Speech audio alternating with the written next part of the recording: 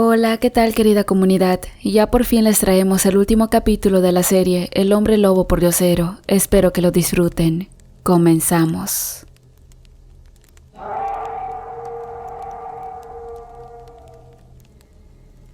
Rosario, ese nombre rondaba en la mente de Toño.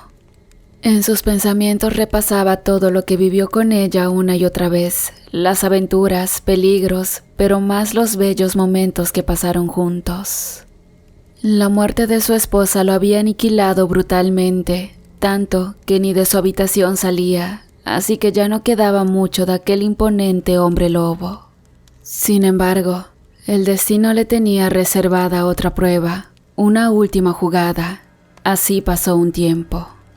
Mientras que por otro lado, en una ciudad muy lejana de allí, alguien anunciaba la función de un gran circo ambulante. Pero no era un circo normal, ya que además de hacer actos con magos, malabaristas, payasos y trapecistas, exhibían animales raros, extintos y todo tipo de seres extraños. Su dueño era un hombre sin escrúpulos, fortachón y muy malo, realmente era muy ambicioso. Quería que sus exhibiciones fueran las mejores del mundo, por eso cazaba especies extrañas y al ser el mejor cazador siempre lo lograba. No sabía de la existencia de Toño y su legado, pero había escuchado rumores que se habían visto legendarios hombres lobo y otras criaturas extraordinarias por rumbos apartados de la civilización. Incluso, quien le vendió la información también le dio un mapa hecho a mano. No tenía hombres lobo y quería al menos uno para su espectáculo. Así que tentado por su avaricia, los retos fuertes y acostumbrado al peligro, decidió adentrarse en aquellos parajes desconocidos. Es que, de ser verdad la existencia, su negocio de exhibición se haría famoso al atraparlos y con ello ganaría muchísimo dinero. Se equiparía con sedantes en dardos para traerlos vivos, pero también llevaría armas por aquello de las dudas. Sabía utilizar muy bien el látigo y llevaría uno que tenía hilos de plata incrustados al saber del efecto que eso causaba a los hijos de la luna. Así que sin más tomó su arma y el látigo, preparó a la gente y tomaron el camino que aquel papel incierto les indicaba a seguir. Mientras que en la casa de Toño trataban de llevar su vida normal como era su costumbre. La extraordinaria Gatuna y Elisa, como todos los días, se la pasaban ejercitando, corriendo y saltando entre los árboles. Mientras que Nicolás y Paula intentaban reanimar a Toño tratando de que fuera el mismo de antes. Por otro lado, la chamana abuela de Gatuna presentía que se acercaba un gran peligro en torno a las dos estirpes. Estaba en espera de la luna llena para llevar a cabo una sesión espiritual y ver de qué peligro se trataba y así poder prepararse. No pasó mucho tiempo y la luna llegó, y ella pidió no ser molestada durante esa noche. La sesión sería en base de la parapsicología con un sueño astral. Desprendería su cuerpo físico del etéreo para poder entrar a una dimensión distinta de forma energética y así poder viajar a grandes distancias con su espíritu. Una vez que logró hacerlo, pudo trasladarse a muchos kilómetros hacia la esencia del mal. Y fue así como vio la caravana de furtivos cazadores que se dirigían hacia ellos. Pero lo que había presentido al mirar quién los lideraba la hizo estremecerse, ya que la esencia de aquel hombre desprendía maldad pura. Una vez que regresó a su cuerpo, después de recuperar las energías, los reunió a todos y les dijo del peligro que había presentido. Así que desde ese día redoblaron la vigilancia. Pero había algo que ni ella misma sabía. Aquel cazador era tan astuto que durante el trayecto del viaje había hecho comer a su gente dientes de ajo todos los días. Así el olfato de los lobos no podrían detectar la sudoración de sus cuerpos por el olor a ajo al ser un elemento afrodisíaco y llegarían desapercibidos. En cierta ocasión que Nicolás y su cuñado el Nahual daban un rondín, no olfatearon el peligro, cuando de repente unos dardos incrustaron en sus cuerpos y cayeron dormidos. Luego los inmovilizaron con unos aros tipo esposas bañadas de plata para que se les quitara su fuerza y de esa forma los metieron en unas jaulas de barrotes muy gruesos. En casa, al ver que ya se habían tardado demasiado en regresar, Paula, esposa de Nicolás, le dijo a Lisa y a su hija Gatuna que la acompañaran a buscarlos. Una vez que estaban cerca del lugar, solo Gatuna presintió el peligro, poniéndola sobre alerta. En eso, su desarrollado oído escuchó el zumbido de los dardos que iban en el aire dirigidos hacia ellas, y con un oportuno aviso las hizo que saltaran hacia un lado, evitando así que los dardos pegaran en sus cuerpos. Y fue de esa manera que se deslizaron rumbo a los cazadores que estaban ocultos entre la maleza. No obstante, eran muchos los dardos que disparaban los cazadores, por eso Paula y Elisa no pudieron evitar que entraran en su cuerpo, dejándolas fuera de combate. Sin embargo, Gatuna lograba esquivar todos los embates y asimismo destrozaba los cuerpos de varios hombres que no podían creer lo que veían en aquella bella pero mortal felina. Mientras que ellas se debatían una lucha desigual, Toño en su habitación tenía una revelación. Veía a su esposa Rosario diciéndole que su familia estaba en peligro y que si no se activaba como hombre lobo, nunca más volvería a saber de ellos. Una vez que tuvo esa visión, la sangre le regresaba a su cuerpo, bombeando su corazón. La mente se activó y salió de aquel letargo y oscuro hoyo en el que se encontraba. Entonces llegó la transformación que todos esperaban durante mucho tiempo, pero no era una transformación normal. La rabia y el abismo en el que se encontraba lo habían hecho mucho más fuerte.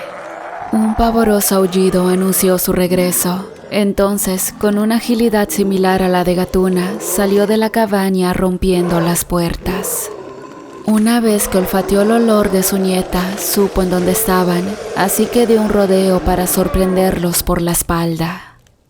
Los cazadores, pensando que Gatuna era la última, trataban de atraparla sin poder lograrlo. Ella, con su destreza y agilidad, había esquivado todos sus disparos, incluso los latigazos de aquel corpulento cazador.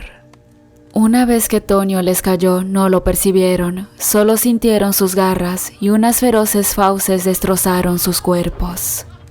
Es que la furia de aquel laica no tenía control ni límites, y una vez que terminó con todos, solo quedaron de pie, él, Gatuna y aquel corpulento cazador. Aquel hombre apuntó su arma para dispararles, pero al accionar del gatillo, se dio cuenta que se había quedado sin balas. Solo quedaba su látigo, así que lo empezó a blanquear, tratando de castigarlos. Ellos esquivaban sus latigazos con agilidad, pero en un momento fortuito para el cazador, logró atrapar a Gatuna, quien por todo el esfuerzo que había hecho ya estaba un poco agitada y sus movimientos eran muy lentos. Al querer poner los aros de plata para inmovilizarla, Toño aprovechó el momento y de 3 grandes saltos llegó hasta él. Utilizó sus garras con rapidez y de 2 zarpazos destruyó el látigo que tenía prisionera a Gatuna. Entonces Gatuna puso su enorme y peluda pata en el pecho, aprisionándolo con fuerza para que no pudiera levantarse. Toño, encima de él, emitió con todas sus fuerzas un aullido en pleno rostro, salpicándolo con una espesa baba, haciéndolo sentir terror, pidiendo clemencia. Pero él, sin escucharlo, con una de sus garras lo tomó de los cabellos y con la otra le cercenó el cuello cortando su cabeza. También sacó su corazón y lo devoró con avidez, le quitó las llaves y liberó a su familia de las jaulas donde estaban cautivos. Gatuna, por su parte, con sus filosas garras destrozaba los aros que los tenían inmovilizados de pies y manos. Así que una vez más, todos estaban felices al ver de regreso a su líder y por haberlo salvado de aquel furtivo cazador. Así que por lo tanto, la cabeza de aquel cazador la había dejado clavada en el tronco de un árbol. Sería como una advertencia para quienes atrevieran a entrar a sus dominios, sobre todo para aquellos que quisieran hacerles daño. Es que ellos de verdad tenían un gran corazón y solo querían vivir una vida normal, pero la maldad mundana no se los quería permitir.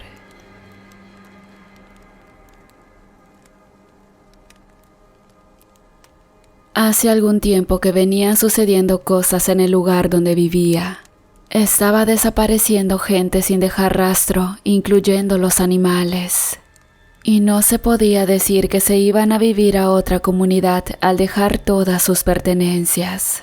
Pero lo más brutal era que se apreciaba violencia al dejar sangre regada y cosas destrozadas dentro de la casa.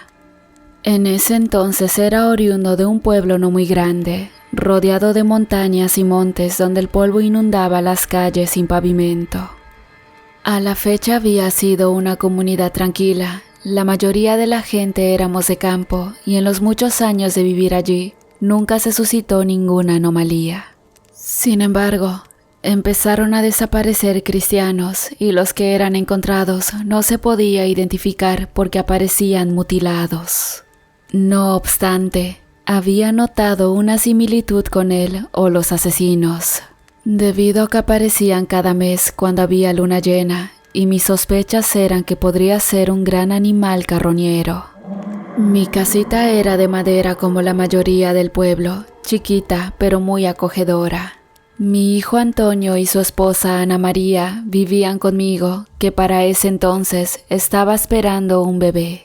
Ellos eran muy jóvenes, aún de escasos 17 años. Yo viudo, aún no cumplía los 40 y por el trabajo rudo del campo me conservaba fuerte. A mi nuera no le faltaba mucho para su alumbramiento, pero un día nos quedamos más horas en el trabajo, se acercaban las lluvias y al patrón le urgía se terminaran de arar las tierras. Quería que estuvieran listas para sembrarlas en el temporal y nos pidió de favor que lo ayudáramos con eso. Es que la paga sería buena y a mi hijo Antonio le vendría bien para los gastos del parto de su mujer. Ya había anochecido cuando terminamos. La luna llena nos había ayudado alumbrando con su resplandor los barbechos. Luego que veníamos por la brecha, una llanta del carro se ponchó. Mi hijo tenía apuro por el pendiente de su mujer, así que se bajó para cambiar la llanta. Al estarlo haciendo, escuchamos que de entre la maleza salían extraños ruidos, eran gruñidos entremezclados con gritos de dolor humanos. Luego, fuertes rugidos, para finalmente un potente aullido. Pensando que eran lobos atacando a alguien, nos metimos al auto asegurando bien las puertas. Después que ya no se oía nada, fuimos a ver si alguien necesitaba ayuda, pero entre los matorrales solo encontramos trozos de ropa desgarrada. Así que extrañados subimos al carro y nos fuimos. Cuando llegamos vimos que la puerta principal estaba abierta casi por caer y nos dimos cuenta que había sido forzada. Antonio empezó a gritarle a su esposa temiendo lo peor, pero ésta no contestaba. La buscamos en la cocina, baño y nada, hasta que entramos en su recámara, escuchamos unos leves quejidos de dolor que provenían por debajo de su cama. Mi muchacho se agachó y miró que estaba agarrándose la panza con mucho dolor y por entre sus piernas había sangre. La sacó en brazos para llevarla de emergencia con el único doctor que había en el pueblo, así que yo me quedé para reparar la puerta y cuidar de nuestra casa. Casi terminaba de repararla, cuando mis ojos se toparon con unos arañazos muy profundos a un costado de la pared. Entonces escuché unos gruñidos provenientes de los corrales vecinos y caminé agazapado por unos pequeños árboles que teníamos en el patio hasta llegar al pesebre donde bebían agua nuestros animalitos. Oculto entre la oscuridad y el pesebre, miré una enorme bestia peluda de grandes garras con una oreja blanca caminando solo con sus 2 patas. En eso escuché disparos y claramente vi que uno de ellos entraban en su cuerpo, pero ni siquiera se dobló. Aquel ente solo emitió un potente rugido y se perdió en lo oscuro del monte. Al ver que mi vecino salía corriendo con el rifle, salí a su encuentro, gritando que era yo, su vecino, para que no me fuera a disparar. Nos detuvimos agitados donde le había disparado al engendro. y vimos que había sangre regada en la tierra, mezclada con un pelaje áspero negro, pero nada había de aquella bestia infernal. Ahora entendí por qué nuestra puerta estaba así, y por qué encontramos a mi nuera oculta debajo de la cama, toda asustada. A la mañana siguiente, cuando llegó mi hijo, Ana María había dado a luz a un hermoso varón. Luego nos contó lo sucedido por la noche cuando veníamos del trabajo, y fue lo que yo supuse. Mi hijo Antonio supuso que todo estaba relacionado con lo que escuchamos en el monte, y tenía razón, porque fue el momento en que alguien se estaba convirtiendo en bestia. Con eso nos dimos cuenta que ese ser era quien estaba matando a la gente y a los animales. Ahora debíamos de tener cuidado, más ahora por el niño. Pasaron 5 meses en los cuales mi nietecito ya estaba bautizado. Le habían puesto Antonio Nicolás, pero de cariño le decía Antonito. Parecía que todo iría bien, pero aquella bestia seguía haciendo de las suyas. Nadie queríamos trabajar, mucho menos salir de noche o dejar solas las familias. Es que cada luna llena desaparecía alguien, si no un cristiano, algún animal. Una noche nos sobresaltó un estruendoso ruido al ser derribada nuestra puerta. Escuchamos gruñidos dentro de la casa y crujir la madera del piso. Así que con mucho cuidado, sin hacer ruido, salimos por la ventana trasera, donde estaba el auto listo, puesto que previamente pensando que esto podría ocurrir algún día. Nos subimos apresurados, mi hijo al volante, su esposa e hijo a un lado de él y yo atrás. Arrancó a toda velocidad. Entonces, aquel hombre lobo, al escuchar los ruidos, miramos que salía rápido en nuestra persecución. Ana María le decía a Antonio que acelerara, pero el carro ya no daba más. Además, por lo escarpado del camino era más difícil para el conductor. De repente la bestia se nos atravesó por un lado y chocamos contra él, haciendo perder el equilibrio a mi hijo y fuimos a impactarnos contra un árbol. Aturdido por el golpe, miré que aquel ser se paraba con sus patas traseras, se acercó a nosotros, sacó a mi hijo del auto y lo destrozó. Luego con sus garras, vi cómo desgarraba parte del cuerpo de Ana María, cayendo sus despojos sobre mi nieto, quien milagrosamente la bestia no lo detectó, salvándose de morir. Pero cuando notó mi presencia, rompió el cristal de la puerta trasera y mordió ferozmente cerca de mi cuello, dejándome por muerto. 2 semanas después desperté en casa de mis vecinos. Ellos cuidaron de mi nieto y de mí mientras estuve convaleciente. Cuando pude, prometí cuidar a mi nieto en la tumba de sus padres contra todo, pero a los días empecé a sentir cambios en mi cuerpo. El primero fue la herida que sanó por completo en 3 semanas, algo increíble para una mordida de esa magnitud. Después, en las noches, mis extremidades crecían considerablemente, causándome mucho dolor, y mucho pelo negro llenaba mi cuerpo. Hasta que una noche, en la llegada del crepúsculo, me transformé totalmente en hombre lobo, y como si estuviera enyerbado, salí corriendo por todo el monte. En eso algo cayó sobre mí, parando mi loca carrera, y miré al lobo de oreja blanca parado frente a mí para matarme. Lleno de rabia y furia contesté su agresión. Aquel maldito ser sentía los embates al entrar mis filosas garras en su piel con cada zarpazo que le daba. Así que al verse superado por mí, salió huyendo desterrado para siempre. Con el tiempo, de a poco fui dominando mi transformación a voluntad y hasta podía tomar la forma de anciano pidiendo limosna para que nadie supiera quién era en realidad. Sin embargo, donde sea hay maldad, y con el tiempo me convertí en un lobo justiciero. Es por esa razón que siempre anduve de pueblo en pueblo, hasta que Tonito me descubrió a sus 12 años. Pero a decir verdad, amigos, eso ya estaba escrito, porque él seguiría mi descendencia lobuna al ser de buen corazón, y eso lo haría un gran hombre lobo pordiosero. Y bueno, ustedes ya saben la demás historia.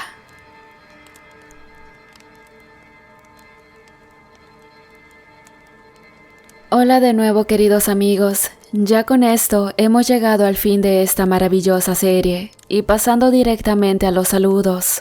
En esta ocasión quiero mandar uno muy especial para los miembros de la comunidad, Vania, Gabriel y César Domínguez, también para Arturo Acosta y Amaya Maya. De verdad, muchísimas gracias por todo el apoyo.